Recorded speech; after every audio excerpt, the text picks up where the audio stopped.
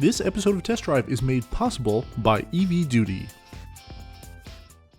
A couple months back, we came here to Mega Kia Brosard to look at the Kia Soul EV. It was the first full electric vehicle that we had a chance to feature here on Test Drive, albeit a very short episode, just to show the features and talk a little bit about how it drives.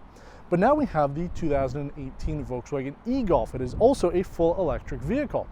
So we figured, why not come back here to Mega Kia Brosard, take a look at the Soul EV and compare it with one of the hottest EVs on the market today. So our showdown is taking a look at these two very similar, on paper at least, vehicles that have a full electric range around the same. The e-Golf has 201, the Kia Soul EV at 179, but they do have a lot of the same features and the MSRPs are quite similar. So I think people are going to be probably cross-shopping these depending on what they're looking for, because overall space is pretty good between them. So we're going to show you all the differences and similarities with these two, taking them on a drive and going over all the EV data you need to know if you're in the market for a full electric compact vehicle.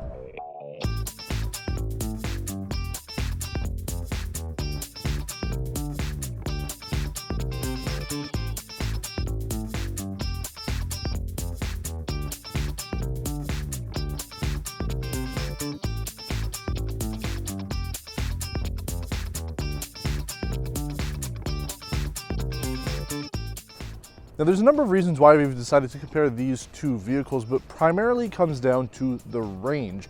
Something like the Chevrolet Bolt is actually something that we were planning to do with the Soul EV, but the range of that is almost double both of these vehicles. So that's why we figured 201 is what they rate the Volkswagen e-Golf and 179 is what they rate the Kia Soul. And I think a lot of people who are looking at buying a full electric vehicle really are looking at the range as their number one feature. But we are going to go over the exterior features of both of these cars and then we'll jump on the inside.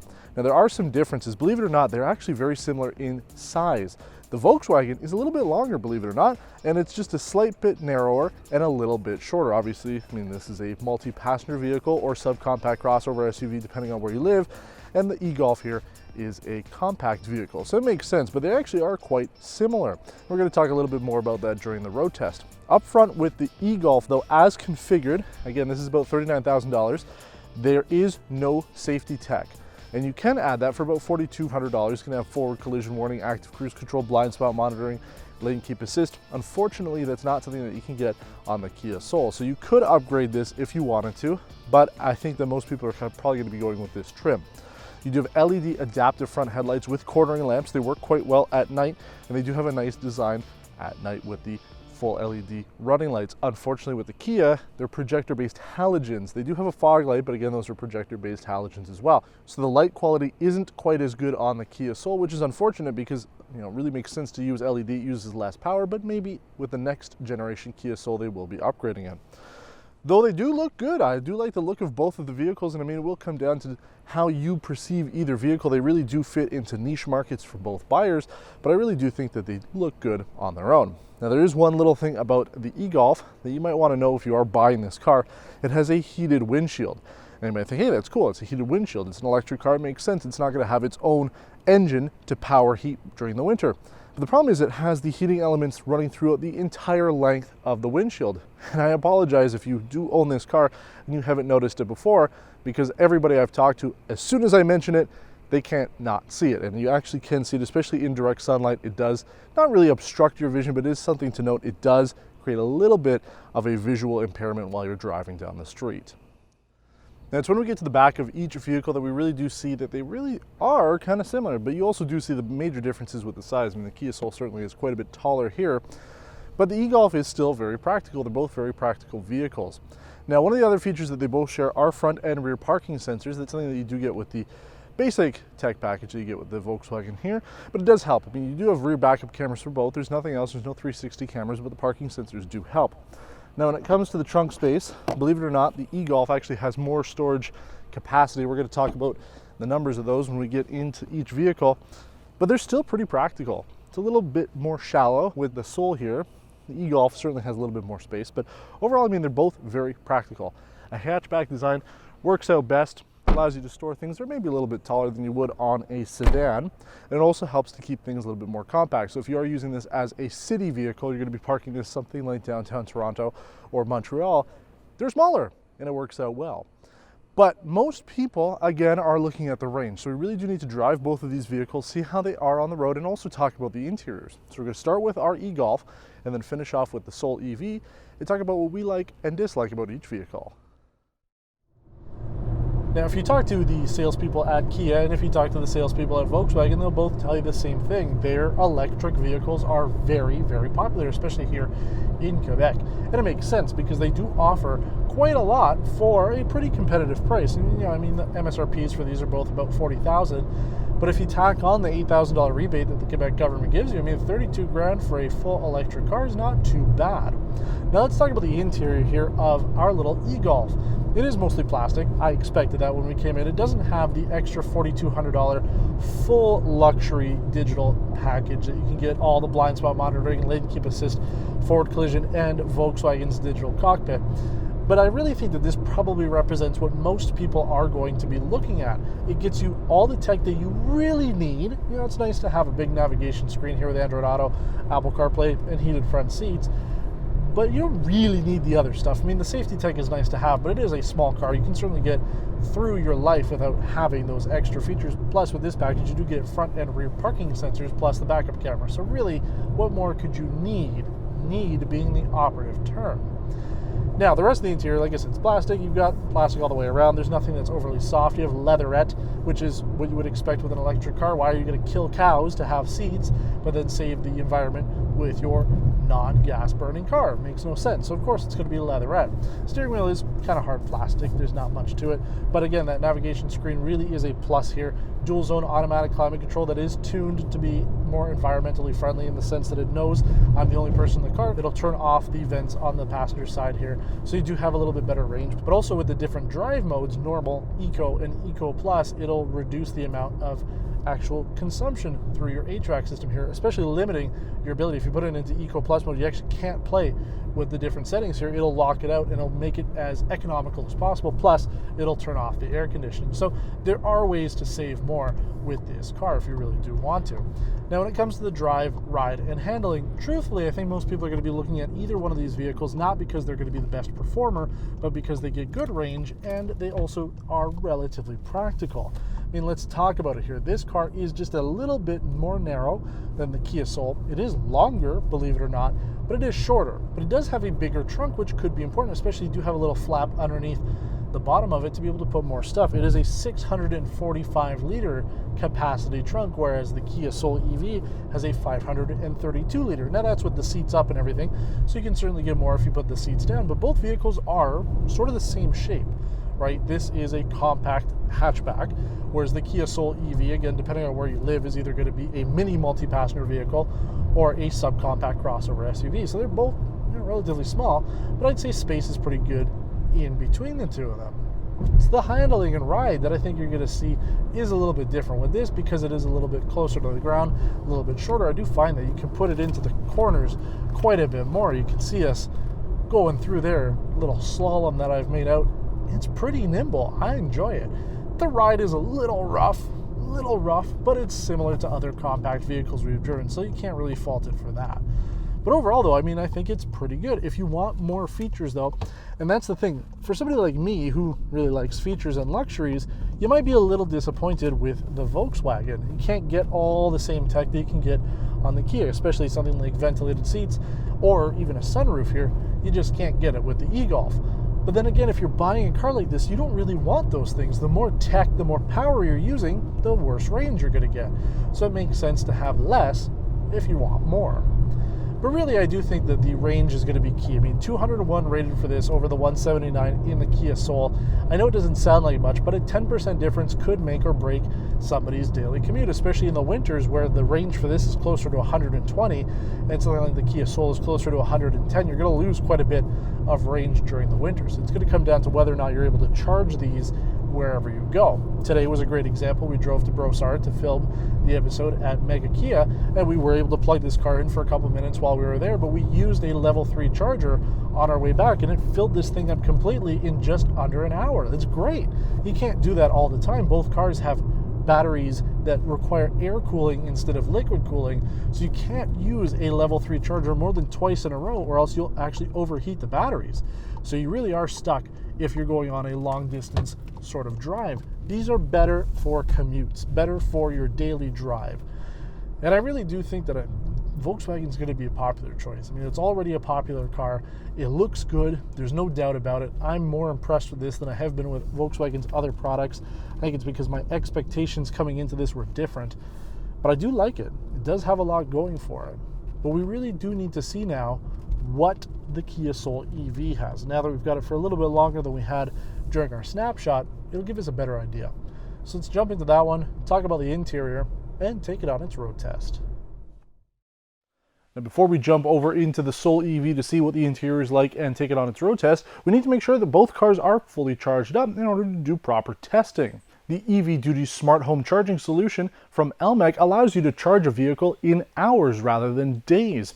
The smartphone app allows you to see your current charge as well as set up other administrators who might also have electric cars that come by. If you really wanted to, you can even call them up and add a pay plan. So if you do use this in a public location, you can have people pay to use your charging station. Find out more information about the EV Duty by visiting elmec.ca. Now we are driving the fully loaded version of the Kia Soul EV here. There's a reason for it because, first of all, this is the one that was available at Mega Kia, but also it was the same one that we featured in our snapshot a little while ago. The really only difference between this and the Soul EV Luxury is the sunroof, and we're going to keep it closed today just because the sun is quite hot and heavy on our camera right now, so it's a little bit easier if we just use no sunroof. But I have to say that the interior here is quite nice. I mean, the Volkswagen actually surprised me a lot. But now that we're sitting in the Soul EV, it is a different vehicle. You certainly sit up a little bit more. I find that the seats are more comfortable in this, and I feel I have more room. Throughout, though, it is a very unique design. We talked about that during our snapshot on this vehicle. The interior is just different enough to make you realize that it really is a different vehicle in Kia's lineup, and I do like it. Now, again, much like the Volkswagen e-Golf, you're looking at leatherette seating because it would not make sense to have actual genuine leather on a vehicle that's meant to be environmentally friendly. You do have a leatherette bit above the instrument cluster, which makes it nice, and the rest of it is all plastic. The center console is good. I mean, the screen certainly isn't as nice as what was on the Volkswagen, but I find that the screen size is good, and we still do like Kia's infotainment. Now, you don't get dual zone automatic climate control like you did on the Volkswagen, but you do have ventilated seats, which is not something you can get on the Volkswagen. Same with the sunroof. So you do have a couple extra options there. But if you do want all the safety tech, you can certainly pay more for it with the e-Golf, but you don't get it on this. So there is no blind spot monitoring, no lane keep assist, no forward collision warning, nothing like that. It really is a regular car that just happens to be electric. And again, we talked about it. If you add all of those electric things up, you're going to be spending more electricity in order to get things going. Now, you could argue that the same thing could be said about the ventilated seats and the heated seats and heated steering wheel and all of that. And yeah, I guess it's true, but I do like having some of those luxuries. Personally, if it's up to me, I would take ventilated seats and the sunroof over the lane keep assist and blind spot monitoring because, especially with a vehicle like this, you have good visibility all around. Windows are a good size anyway. You don't really need those to begin with. As I mentioned, space is good. I do find that the center here is actually quite similar in terms of its offerings. You do have dual cup holders that you can cover up, a little nook and cranny to be able to put your phone, USB, power, and that's about it. But it works. It's functional. And that's what I like about both vehicles. They are functional. The main difference with this, though, and I'm actually surprised that the Volkswagen being a compact vehicle, it does have an air vent for the rear passengers. You don't get that here on the Kia Soul EV. So this is more geared towards a single person driving it. That's why you do have a driver-only button for your air con, which allows the vents on the driver's side to be open while the other ones are all closed off. But aside from that, let's talk a little bit about the drive here. You're losing about 20% battery. With the e-Golf, you have a 35 roughly kilowatt hour battery. With this, it's only a 30 kilowatt hour battery. So you're losing about 20% range and battery size, and it really does add up. Now, you're also a little bit slower. This only has a 109 horsepower engine, but the torque is actually pretty similar. It's 210 pound-feet of torque, but you do lose a little bit on power. And really, I don't think you're going to notice it. Both vehicles, we never used it in a performance setting. Same thing with this. We have it in the eco mode. There's really only two modes to be able to put the car into eco and regular. You're not going to notice really any performance loss. It gets up to speed quickly. If you're getting onto the highway, there's going to be no problems. But really, you're not going to be wanting to use this at 100% pedal to the floor, because then you're wasting your battery. You want to be economical with your energy consumption. Now, speaking of energy consumption, that is certainly an important thing to talk about. However, I'm taking a look at the consumption for this, and we have averaged, even though it hasn't been as much, we've averaged 14.4 kilowatt hours per 100 kilometers. With the e-Golf, by the time we finally dropped it off back in Montreal today, we had done 14.9 kilowatt hours per 100 kilometers. Now again, it's still not enough for us to really go on.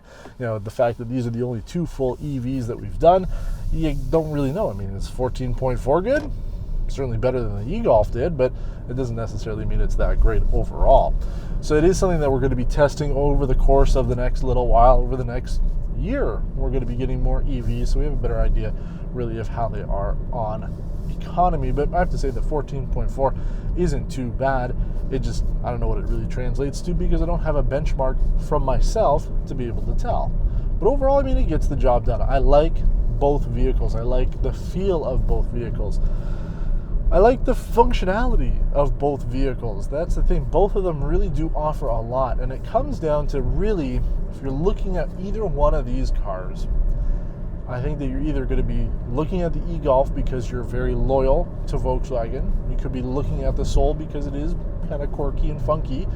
Or you're really looking at range. And then again, something like the e-Golf is going to win. If you're looking at a little bit more safety tech, the e-Golf is going to win. If you want more luxurious features such as ventilated seats and this really gorgeous panoramic sunroof, then the Kia Soul EV is going to be the one you want to go with. It's also going to depend too on the type of charger. For the most part, at least here in North America, the vehicles that are being sold are using an SAE standard combo adapter if you're using a 480 volt charging circuit. Now with this, and pretty much all the vehicles sold by Japanese automakers, they're using a CHAdeMO adapter, which they aren't compatible. You can't use either one. If you wanted to use this, you have to find a CHAdeMO compatible 480 volt adapter. Now if you're using 240 volts, it doesn't matter, they all use the same one. But the 481 is different. Now this, you will have to use that CHAdeMO, but here in Quebec at least, most of the 480 volt charging stations have both options. So you're really not limited that way, but it is something to note. Probably in Japan and South Korea, since the Asian manufacturers seem to be the ones that really have focused on CHAdeMO, you'll be better off. But here in Canada, I don't see it being a real big issue unless you like the Kia Soul and your wife or husband likes a completely different vehicle, Tesla, Volkswagen, BMW, Mercedes. They're all going to use the SAE. So just keep that in mind. The charging styles are a little bit different. But overall, I mean, it's a comparison. We have to pick one. Like I said, they really do cater to slightly different buyers, so there is going to be no wrong answer. But if I'm honest, which I always am, I really did like the e-Golf. I'm truly baffled that I actually like that car because we had the Passat. I wasn't overly thrilled with it. We featured a 2017 Beetle. I wasn't overly thrilled with it. I've taken a look at the other vehicles in Volkswagen's lineup, and I haven't been overly impressed by any of them. But I actually was impressed by the e-Golf, and I think it's because my expectation of that car was different than I have had for other vehicles. And don't get me wrong, I really do like the Kia Soul EV as well. I see a lot of these on the road. And when it comes to selling them here in Quebec, both of them do have a bit of a back order. The dealers for Kia are really selling through these quickly. And obviously we've talked about with Volkswagen, they have an actual back order on them where you really can't order one if you don't want to wait an extra 12 to 18 months. So you are looking at a vehicle that is in high demand. They're functional, they're practical, and truthfully, if you're going back and forth to work and you don't live in Toronto and commute all the way to Peterborough, then you should be fine with this type of vehicle. As long as you're not doing long distance stuff with it, a great second vehicle, either one of these will be. Well, there you have it. These two full electric vehicles do have a lot to offer, and the fact that they are similarly priced means that there is going to be a lot of competition between these two. Now, before we finish off, I do want to give a big thanks again to Mega Kia Brossard. They allowed us not only to come back to film their Kia Soul EV, they actually gave us the keys for a couple days, which allowed us to do further testing with this vehicle on top of what we could normally do. So big thanks to them. So which of these $39,000 full electric vehicles would you choose and why? Let us know in the comments below, and also subscribe to the channel if you haven't done so already. We publish videos every single week here on the Perpetual Radio Network's channel, and sometimes you'll get a bonus week where you have 2 episodes. So thanks for watching, and until next time, take care.